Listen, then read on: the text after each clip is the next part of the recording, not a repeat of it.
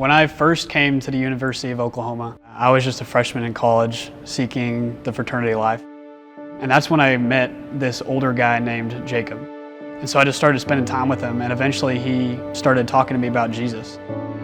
And it just started to really open my eyes, because I claimed to be a Christian and he claimed to be a Christian, but our lives were completely different. And so because of Jacob, I was led to Christ. And since then, my life has been just completely different. I knew that he was graduating soon, and so I wanted to get the most out of our relationship while we could. I wanted to learn as much as he knew. That summer, I attended Sumo's Discipleship program, and it started to really give me a vision for what God wanted for my life. What was my purpose? It started to get answered. And so I came back, and it was hard. There wasn't a whole lot of guys that were even spiritually interested. There was no Bible study that existed. It was hard to see guys not really desire to have a relationship with Christ like I did. But I never stopped sharing the gospel. I didn't want to. I continued to try to tell guys about the faith. And eventually that led me to Chris. Chris is one of my pledge brothers whom I've known for a long time. And he gives his life to Jesus that next summer.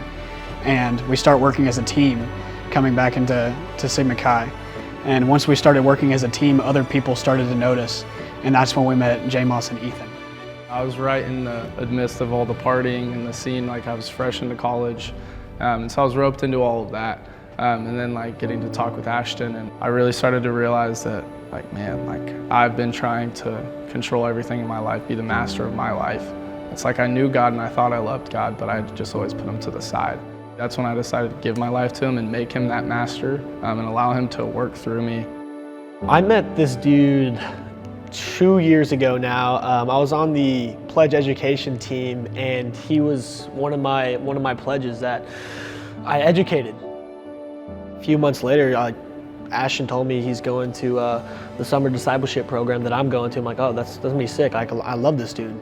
I came to faith at Sumo's summer program. I gave my being, myself, to God. He's now the master of my life. Spending the summer growing in my faith and just being able to do that and share that with other people is huge. Seeing our brothers come to faith in Sigma Chi is the coolest thing ever. I just got goosebumps thinking about it. It's like, man, just having the opportunity just to speak God's wisdom to these guys and just to see the Lord pursuing them is just so amazing. And then I was like, man, it's like God is completely changing my life.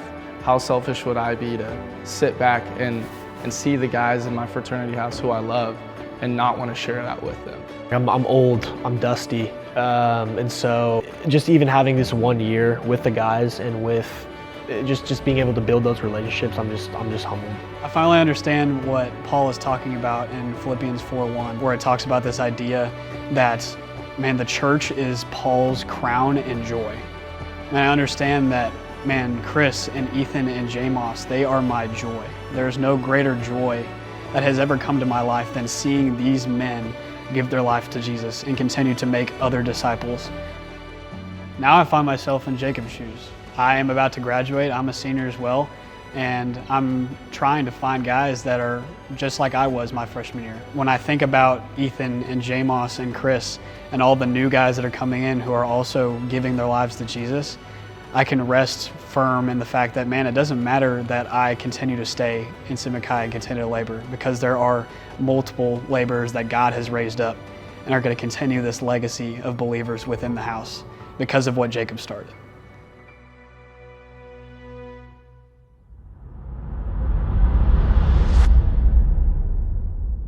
I don't really know the guys' names anymore or who they are, what their faces look like. But man, to be able to still partner alongside them has been so sweet to do. One verse that kind of meant a lot to me and had a big impact on my life was Matthew 13:44.